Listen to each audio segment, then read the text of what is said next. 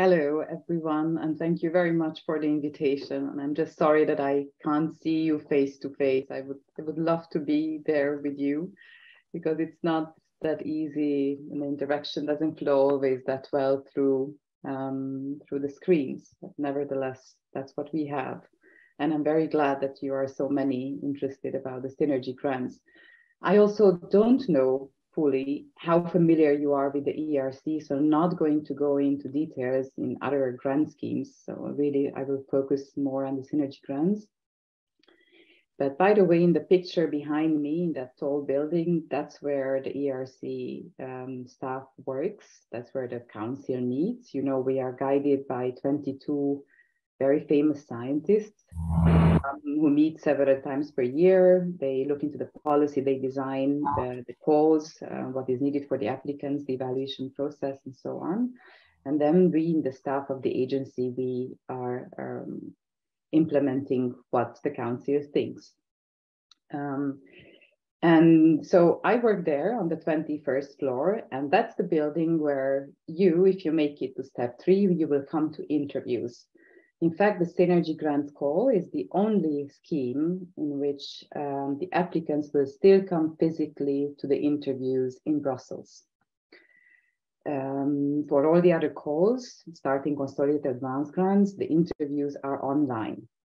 And all PIs are expected to come to Brussels. So I will try to share my screen. And I hope you will see that. Can you please confirm that you see it? It looks perfect, Agnes. Super. Okay. So just to give you an overview about the grant schemes. So you have to apply to the ERC first. You have to have your PhD. And then 2 years after your PhD, you can apply to the starting grants. If you passed 7 years after getting your PhD, then you can apply to the consolidated call. And then there's no formal PhD requirement at any time. A very senior researcher with a significant track record over the past year can apply, 10 years, can apply then to the advanced grants. So these are individual grant schemes. The focus everywhere in the ERC, it's the principal investigator, the researcher. And depending on the different grant scheme, the researcher has to spend 50% or 40% or 30% of their work time on the project. And they have to spend minimum of half of their time in Europe or associated countries to carry out the ERC work. Now, the SyG grants, it's almost the same. It's only that you cannot conceive a work that it's only needed by one single principal investigator. So it is conceived to allow a small group of 2, 3, or 4 principal investigators that can be of any career stage. And I really emphasize that even very junior researchers are very much welcome to team up with no matter who they think is best suited for the project. These are very ambitious projects that can run for up to 6 years. The other grant schemes, they run only for 5 years, but this is for 6 years. And generally, the normal grant amount is 10 million euros. However, an additional 4 million euros can be asked by the applicants, and that can be for a single PI or for the whole group, but in total, an extra 4 million. For example, if you need a very special equipment or access to infrastructure, or for example, if someone is moving from outside of Europe to Europe to form a lab. So these are the extra money that can be required. And the other important factor here is that one of the principal investigators can be based outside of European Union or an associated country. For example, I give our most frequent customers, they are Switzerland or United Kingdom. They are not associated country. They are not EU, not associated country. So if you plan to work with a researcher from those countries as a principal investigator, then make sure that it's only one of these principal investigators involved in your grant scheme. For those researchers, they do not have to spend half of their working time in EU. There's not a requirement for them. But every PI in the SyG grants has to spend 30% of their time on the grant. So just let's look at where Sweden stands in ERC. This is for the individual grants, and you can see that it's quite respectable. So in total, from 2007 to 2021, Sweden got 418 ERC grants. So that's quite impressive. More than 2/3 of these grants are in fact for young researchers. That's a policy of the Scientific Council to fund really early career scientists. For me, it's always an interesting picture because it shows the attractiveness of the country, and it shows you a picture on how international the grantees are in ERC grants. For example, the red columns, so if you look at Sweden, that's the Swedish nationals having an ERC grant in Sweden. The blue ones are different nationals working in Sweden. And as you can see, the green, it's a very little part. So very few Swedish researchers have an ERC grant and they will work elsewhere. For example, you can see a very different picture for Italy, where as many Italians work in Italy as almost outside of Italy.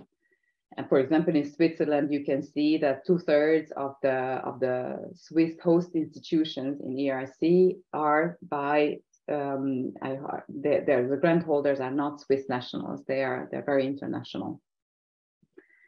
So this is the last ERC call where Sweden applied, and this shows how different countries fared. So Switzerland had applied with proposals with about 60 proposals, and in total, 3 were funded. So this slide, it doesn't show the number of proposals in different countries. It rather shows the number of occurrences of host institutions in different countries. For example, you can see here 22 for Germany, which means there are 22 different host institutions involved, but in total, there were 18 German institutions that got, there were in total 18 grants, which had at least one German institution in them. But as regards to the Swedish grants, they are in 3 different, the Swiss institution, the Swedish institutions are in 3 different grants for last year. So you can see, for example, Italy, who submitted double as many submissions, and Sweden, they also are involved only in 3 synergy grants. And then we have already quite a good number of grants which involve people outside of EU. So we have 5 grants with US, some Canada, Australia, Japan, and Chile, one in Chile, based in Chile. And of course, then we have, in addition, about 40 other countries which submitted proposals and they never got a grant. So on this slide, then I will a bit show you the construction of the synergy grant, then how to prepare an application, what to pay attention to, then how the evaluation process goes, and of course, what are the evaluation criteria, and then try to give you some hints and tips. And I'm sure that the grantees later on, and also Ole Peter Ottersen, who was a very good synergy chair, will also give you hints from the side of evaluation, how this went. And then just give you a very small overview of the proposals in SyG 2020. You will get the slides afterwards, and you will see that after the thank you slides, there are quite many examples of recently funded synergy grants and what they are about and what the composition of the group is. So the upcoming call, you can see in the name, Synergy Call 2023. This is not the calendar year. It's always a work program year that it refers to in a call title in any given call. We are usually publishing it in July. So if all goes fine, then we are opening the system for your submissions on the 13th of July. And the call deadline is 8 November 2022. We have 300 million for the 23 call. So that would mean about 30 grants to be funded in total. That's similarly the same budget as this year. In 2022 call, which is now under evaluation, we have a budget of 297 million, that is also about 30 grants. Of course, it will depend on the budgets of the final proposals to know how many we will be able to fund. I receive often this question whether the PIs, there is any geographical location constraint on the PIs. No, there's not. They can be on the same corridor or different cities or different countries. It's all the same. The only requirement is that the host institutions have to be in EU or associate countries, with the exception of that PI who's applying with an institution outside of EU. So at the core of the SyG grant, as in other ERC grants as well, of course, it's a very ambitious research problem. Now, here the ambitiousness is maybe risen with the complexity of the synergy aspects, which in fact, it means that you have to show it that it's only through a joint effort that you can reach this ambitious research problem. You cannot do it alone. If you think that you can tackle this project just by a single team and maybe with the help of small help with other teams, then this is not a grant for you. This is a grant where these 2 or 3 or 4 PIs, they come together with very complementary scientific approaches, very complementary skills. And only in that unique combination, they can tackle this ambitious research problem. I mentioned it already that any career stage is welcome, and the reviewers are asked to evaluate the group as a whole. But within the group as a whole, also the PIs are evaluated based on their career stage. So if someone is a starting grant type of applicant, the criteria to judge cannot be the same as the one that is a very senior one. The equality among the PIs is essential. They are all named in a grant. There is a designated corresponding PI. It's deliberately not called coordinating PI. It's more like in a journal. It's a lot of administrative burden on that person and on the team, because all the reporting or the interaction also with the agency goes usually through the corresponding PI. A very strong commitment is required. So it's not just a very different Horizon Europe collaboration grant. The PIs are expected to be part of this 6-year project or shorter duration. They can be, of course, of shorter duration throughout the grant scheme. So if one PI happens to go away or to change, doesn't want to take part in the synergy effort anymore, then the proposal is re-evaluated. So it's not an automatic continuation. What about the synergy? I already explained that it's a major scientific question with all this transformative potential that it can reach. But maybe it's more important to know what is not synergy, because it's very difficult to exactly point. I think often the reviewers see when they see a good project, then they know that it's synergetic. But what they are not looking for is that they do not want to fund projects that are only a loose cooperation or a simple passing of data from one tool to another. Of course, I mentioned that it's a very ambitious and complex research problem that you are addressing. But this doesn't mean that it has to be necessarily interdisciplinary. So we have projects that are funded in a very well-defined domain, let's say quantum computers. But of course, you have their theoreticians and experimentalists. So you have to demonstrate that, again, those 2 or 3 or 4 PIs are so complementary that the work cannot be done without one of these components. Now about the proposal submission. So there's the administrative section that's called part A, the administrative forms, and then part B is the part B1 and part B2, so short 5 pages synopsis with the CVs and track records. And that's submitted at the same time as the part B2, which is a 15 pages only scientific proposal. And on top of that, then you have the budget breakdown for PIs. So the evaluators, they only see part B1 and B2, the administrative parts, the commitment of the host institutions with each of the PIs, by the way, they have to have this commitment of the host institution to apply, the ethics document, any other security annexes, anything else, that is only seen by administrations and not by the reviewers. However, in these administrative forms, you are defining the keywords. You are also putting the abstracts. So make sure that the abstract that you put in part A is the same as you put in part B1. There at the beginning of this part B1, there is a part with the abstract. Because at the beginning, all proposals arrive in a single panel. And to match that with the reviewers, to allocate well reviewers, then we are using these keywords. And deliberately, we are using more keywords than in single individual grants. And the abstract itself. So that's what we are using to allocate best the proposals.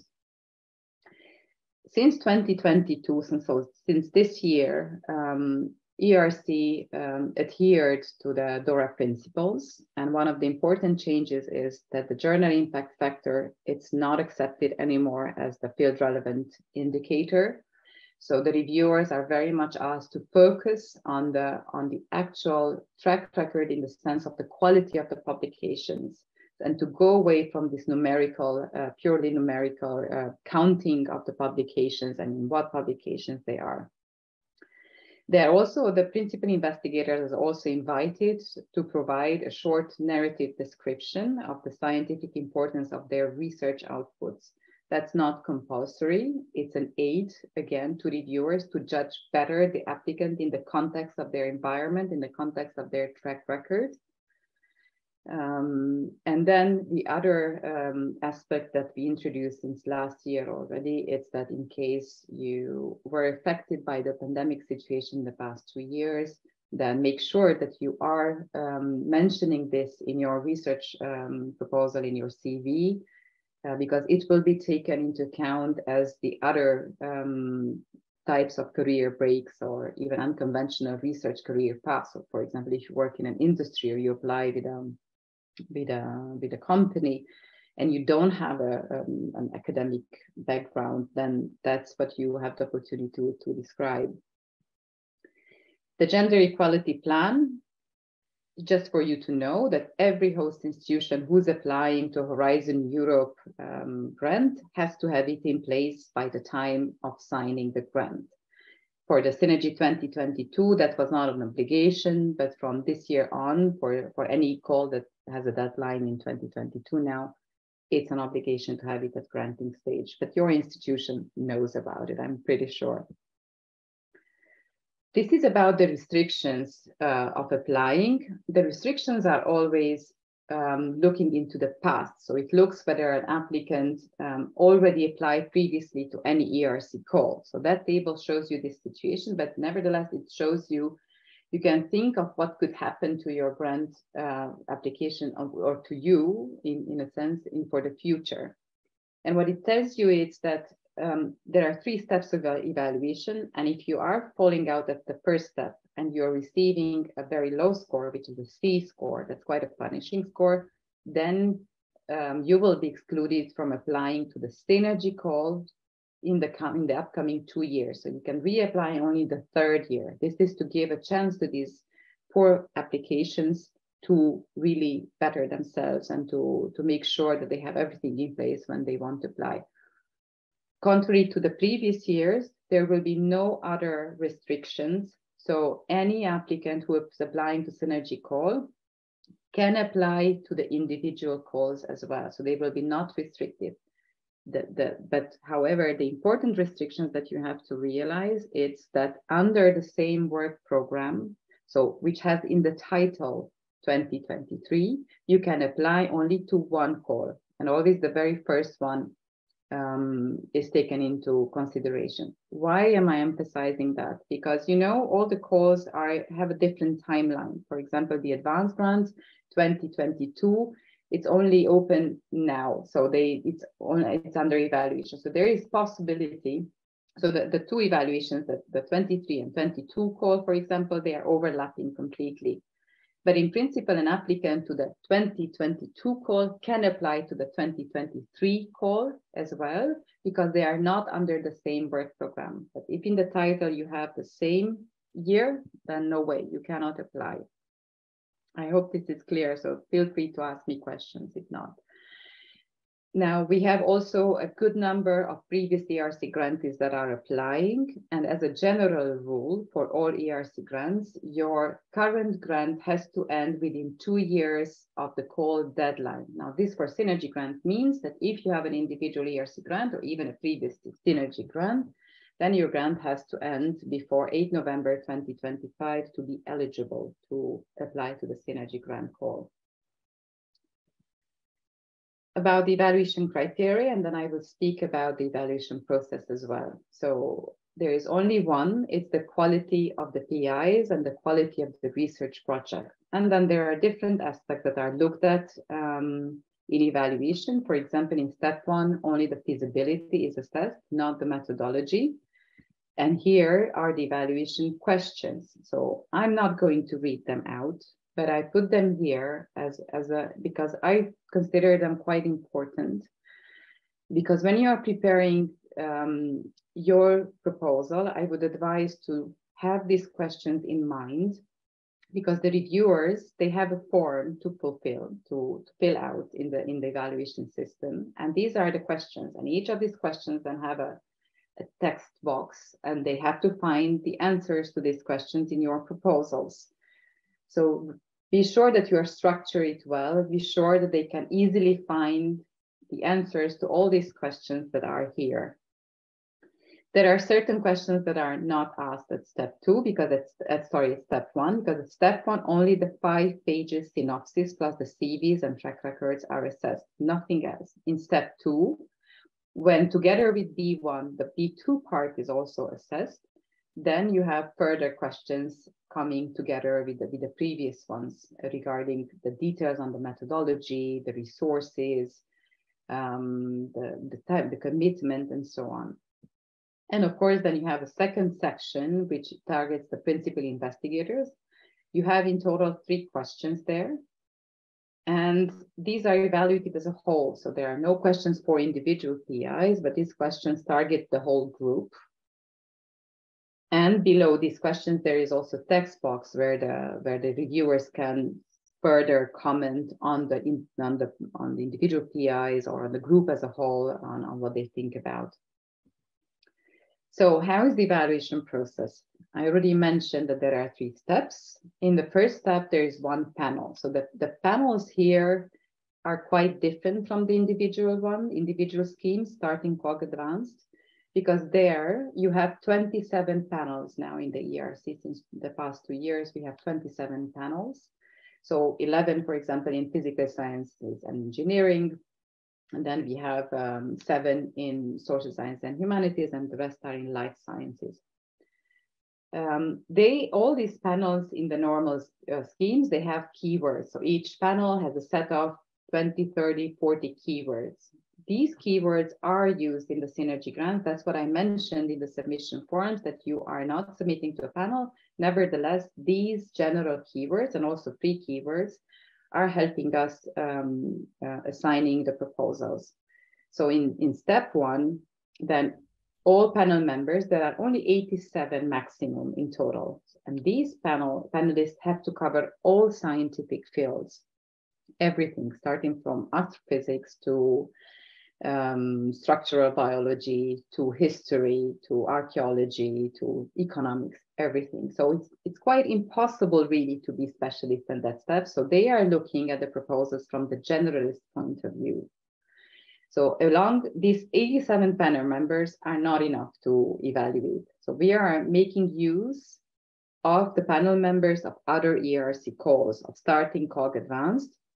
And these reviewers, they are even more in numbers than the panel members. So they are helping out at step 1. And each proposal receives between 4 and 6 reviews at that stage.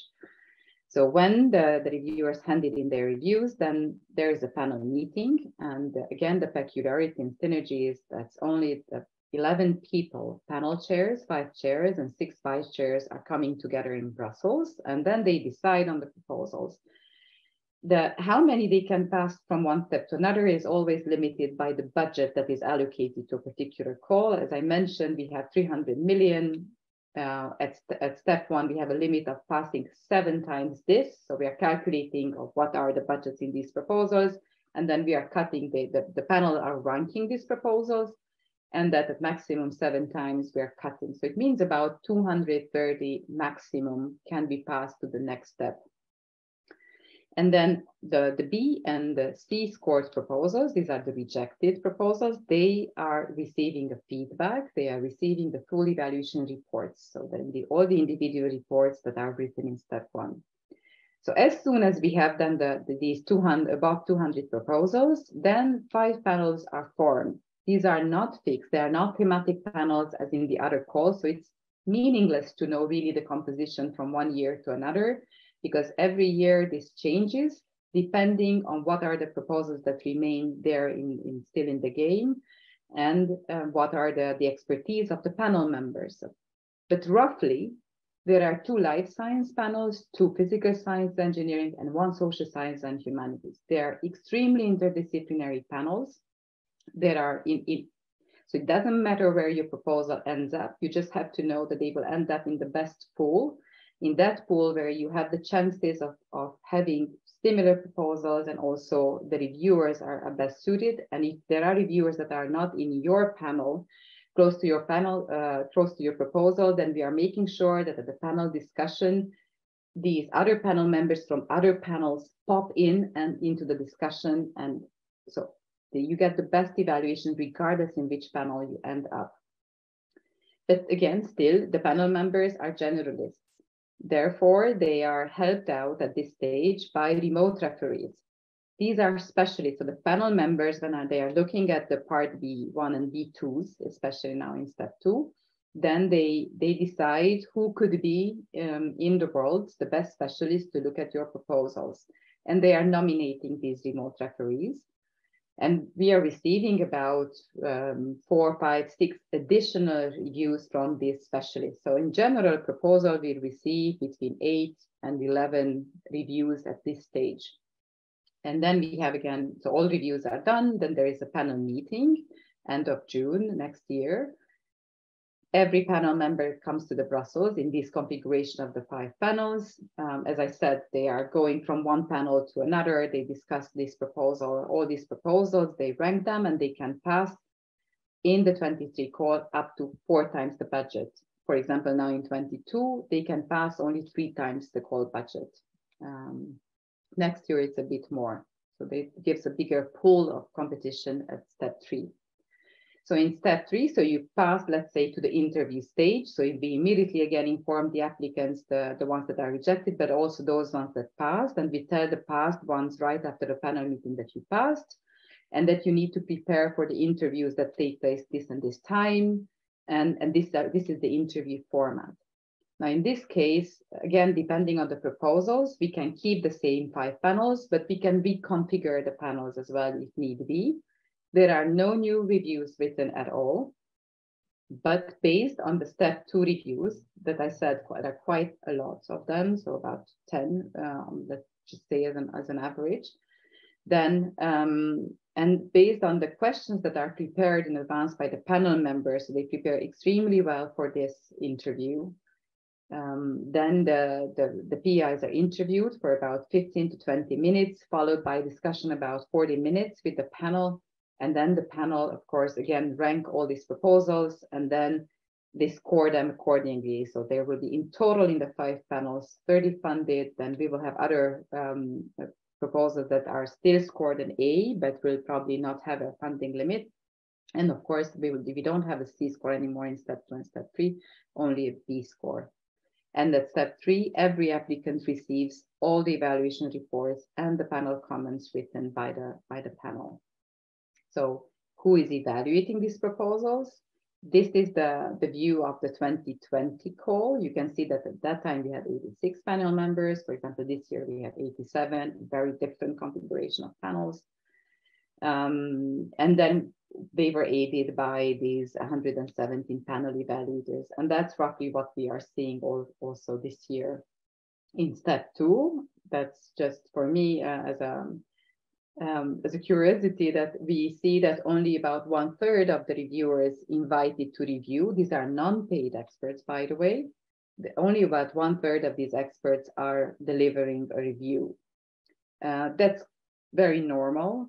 In all ERC calls, that's the trend that we see, that only about 1/3 of the reviewers are delivering a review, but it just shows you the enormous effort of that is on the reviewers and on the staff as well, because to get, for example, 5 extra reviews, sometimes they have to contact 3 or 4 times as many external reviewers to get 5 reviews in the end delivered. So it's enormous work.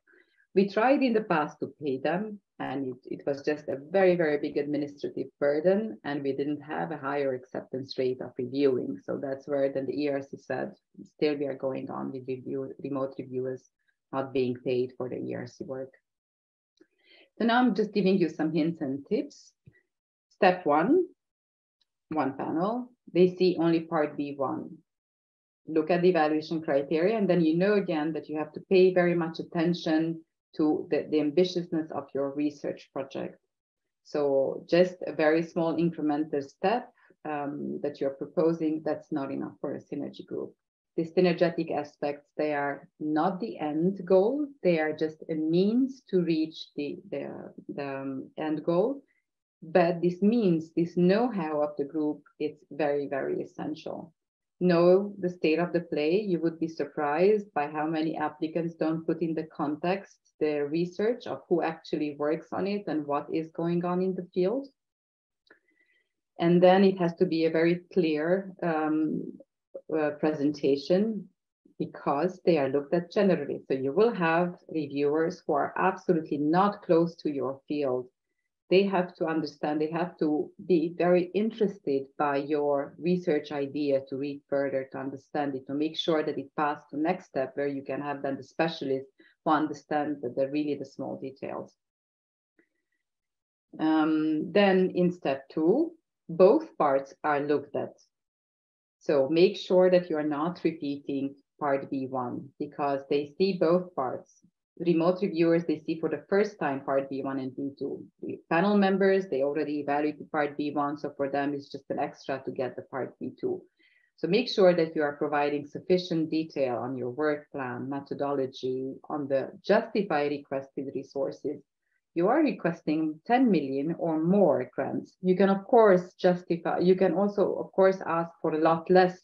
You do not have to really fill it, the envelope fully. It's not about that. It's just about what is your idea and what are the funds that you need for it. So you can have a grant that runs only for 3 or 4 years. And of course, then the resources are also less. And of course, it depends on the field as well. Maybe in mathematics or in linguistics, you don't need so big equipment, like, for example, in certain cases in life sciences or physical sciences.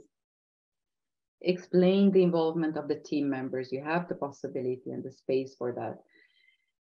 ERC looks for a high risk, high gain proposal. So if it's a very ambitious proposal, there is a substantial risk in it. So what are your plans to mitigate this risk? What are you learning, even if you are not succeeding those gains? As a group, when you are putting together, so you have your idea, maybe you already know with whom you want, but then think really of how this group, how competitive is in this grant scheme where the success rate is about 7 or 8%.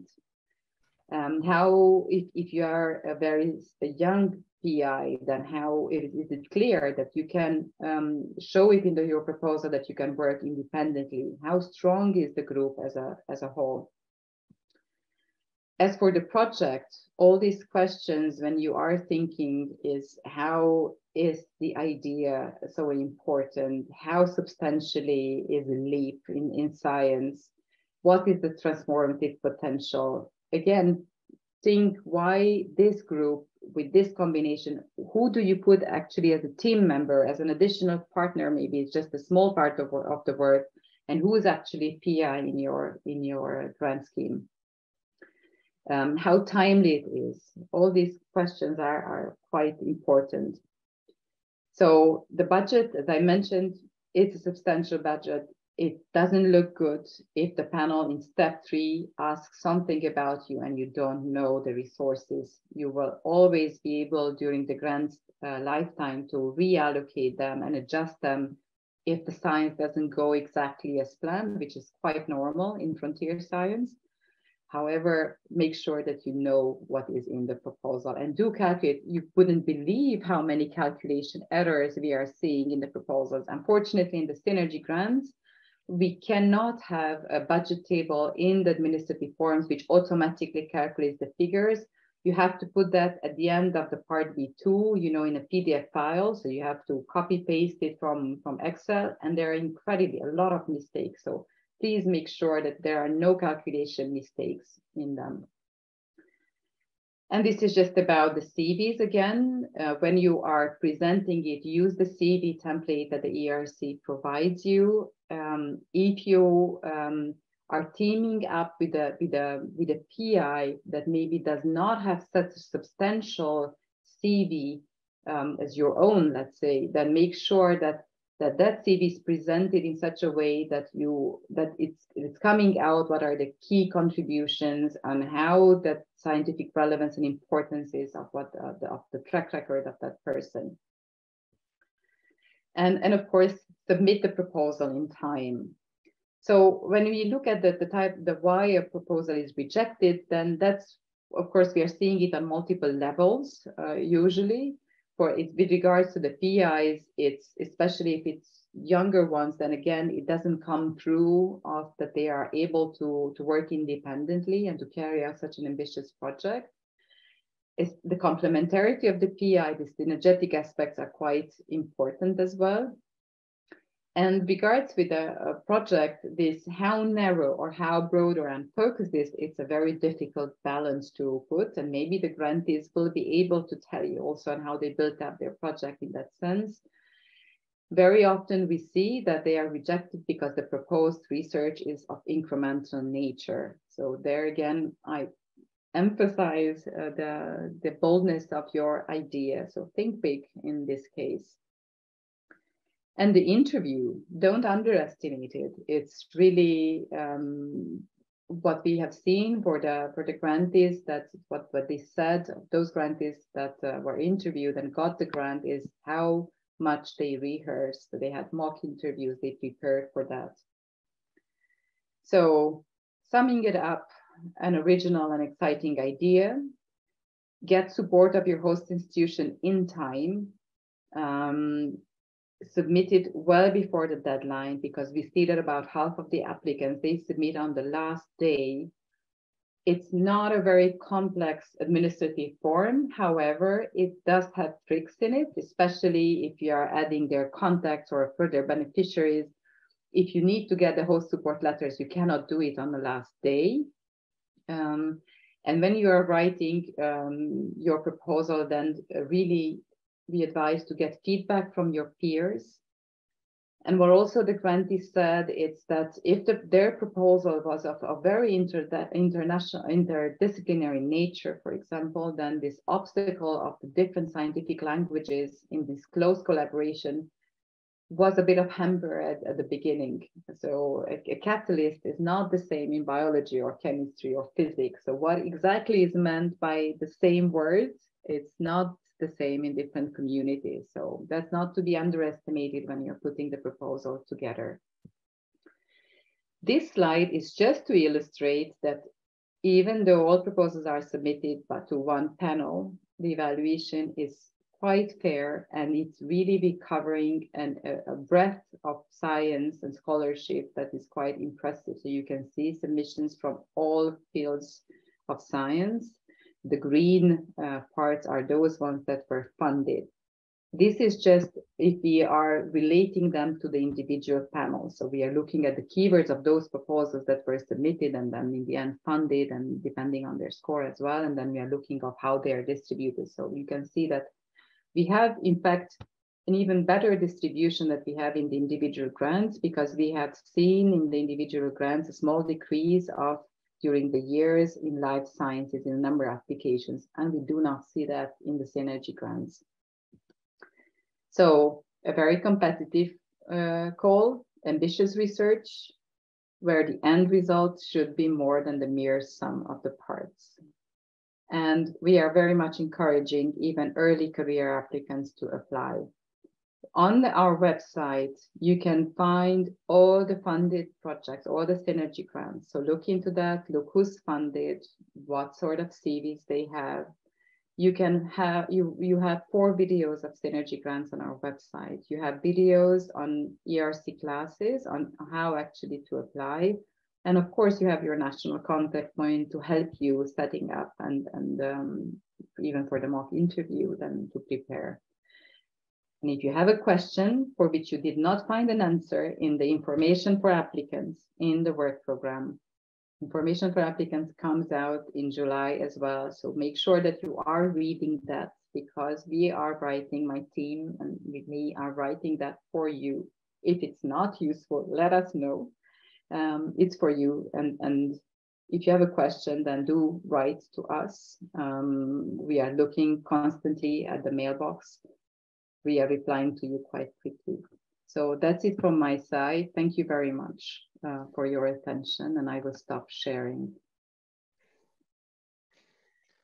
Perfect. Thanks a lot, Agnes. That's a really illuminating and informative presentation. We have about 10 minutes for questions now. There's quite a lot of people here, so I'd really appreciate it if you could use the either the raise hand button, or if you write your question in chat, I'm happy to read it out for you.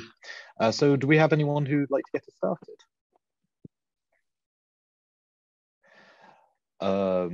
Okay, Matilda. Hi, thank you. I'm a professor in design at Linnaeus University, and I wonder if there is any evidence of grants being awarded to the arts in the past.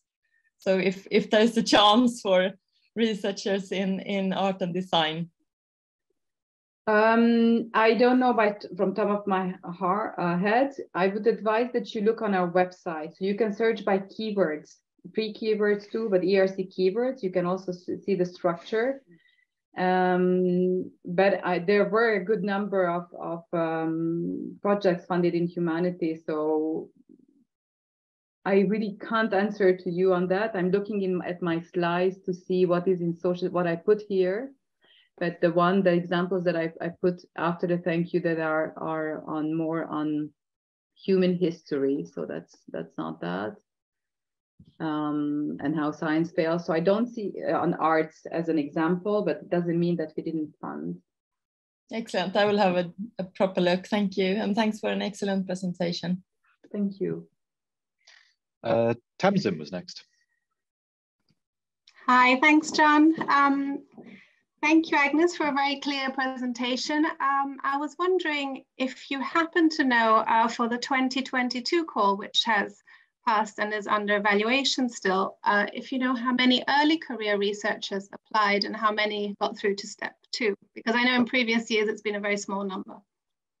That's the case now as well, but not because they are falling out more than the more senior ones. It's because from the start, about 85% of the applications come from senior researchers. That's why I emphasize several times that very young people are also, but for some reason, maybe they're not yet there in their career to apply or to think in this complex type of research, but we don't see that many.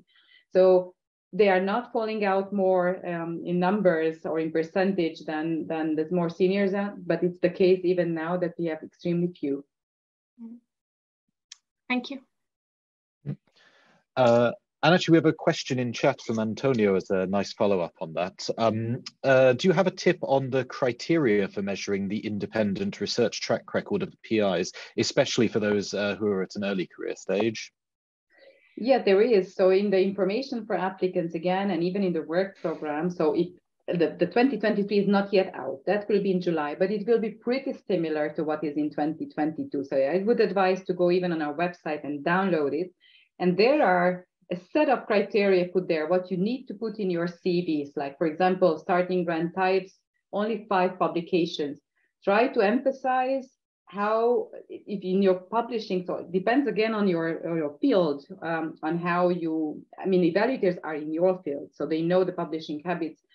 But you need to explain somehow that this is independent from your PhD supervisor, for example. So that sort of description of your publications or of your track record of what actually you did in addition, you know, what sort of presentation, awards, whatever else activity you had in science, that can also be important to show that you are capable of thinking independently. For young people, they're looking at the potential, not everything. It's what potential you have to carry that out.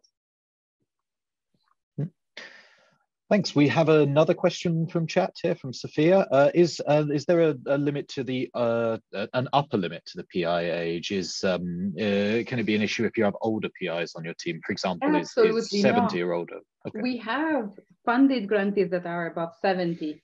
Now you only have to have the requirement that you need a host institution where you can work. Does your host institution allow you to work at that age? In certain countries, you can absolutely not have a position to work at university. So of course, it depends. If in your country, in your institution, that's allowed, that's okay, because you need a host support letter at the beginning, which gives you the rights and obligations, especially the obligations of the host institution, which has to engage you for the duration of the grant. So that you have to make sure that it's the case. Mm-hmm. Again, following on this theme, Martin asks, can you have PIs with different levels of experience? We have quite many applications like that. So we have, most of the submissions from what we see from numbers, they come from 3 or 4 PIs. Probably it has to do with the complexity of the research problem that requires that many. But we often see that 2 or 3 are more senior and there's quite a young one in the group, or there are 3 younger PIs. So there is all sorts of combination allowed. It doesn't matter. As I said, the PIs are evaluated according to their career stage. The group is looked as a whole there, but what is important is how these pieces come together, how what's your expertise that is so needed with the other person, regardless of your career stage. But within your career stage, you have to be excellent. So that's a very poor PI, regardless if it's senior or young, it would be more difficult in a project. I dare to say that the project counts more than the PI, but in evaluation criteria, it's 50-50% on paper. Of course, in practice, as they look at the group as a whole, the project idea often counts more. And I think it's quite clear that you need to present the synergy of the group as a whole, both particularly in terms of the scientific expertise. But is this something that you should give thought to in terms of the experience levels of the PI? Should you also be trying to present that in a holistic context? Of course, the context is important. So when you are putting it, so that shouldn't be consideration when you are applying. What should be in consideration is how you are presenting yourself to make sure that the reviewers get it, that you are younger than the other person, and they should not apply the same criteria when judging you. Mm-hmm.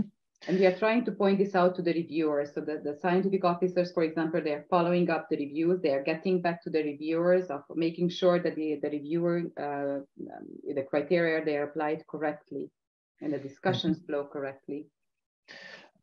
Okay, another couple of questions from chat. Does each PI have to contribute equally to the overall project? Does it have to be 25% for each member for a 4-person team, or can it vary?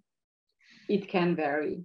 It's absolutely up to your proposal. Usually it's quite equal.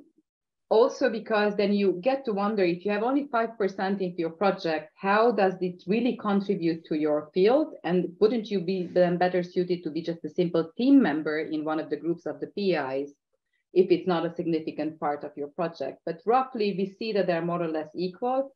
By the time, again, the minimum work time that you need to commit is 30%, but that doesn't mean it's not the share of the project, but you just need to think what other projects you have running and whether you can actually commit of working minimum of that time. We often see that the Synergy grant takes up more time than they think, and they dedicate more time than 30% of their time. Mm-hmm. We've got one more question in chat. I think we can take one more after this before we need to move on. So the last question from DFAF is it allowed to submit a Synergy grant for 2023 and an individual consolidator grant? So I think I mentioned that already in the presentation, but I again emphasizing. So 23 starting grants, for example, will open on July 12th. SyNRGY will open on July 13th. They both in their title have 2023. It's not possible to apply to both. So because the starting grants has a bit earlier deadline than the SyNRGY, if you apply to the starting grant 23, you will be ineligible for the SyNRGY grants. So again, look at different call years in the call deadline. If it's under the same, you cannot. You will be able to apply for the next call for 24 for an individual call. And we'll take the last question from Josephine, and Sophia, I think we'll need to save yours for the common question towards the comment session towards the end. So can you say something about whether it's considered positive or perhaps negative that the PIs have a previous track record of working together? And is this taken into account when regards to the feasibility or the innovative nature of the project? So I think Ole also will be able to tell quite a lot about this, but it depends. We've seen everything here. It's not necessarily negative that they work together, neither positive, but it depends of what they are proposing in the project. If it's just a mere continuation, a natural continuation of that work that they did previously, then I don't think it will fly. So this group of PIs, of course, with this previous collaboration, they show that they can work together. So it's already a big step with working so closely together in the coming 6 years. But however, they have to put something more on the table. So there's no negative or positive, again, what it is about. And feasibility or innovative nature, again, yeah, it also comes again on how risky your project is, whether you have any preliminary data that could be very useful, but again, how much data you put there in to be still very innovative, that's a judgment that you have to think very well. Okay, thanks very much, Agnes. We need to move on. We've got a very busy schedule today, so we'll return to Sophia's question in the comment session a bit later. So thanks again, Agnes, for a really for an excellent presentation and your honesty in answering the questions as well. So thanks very much.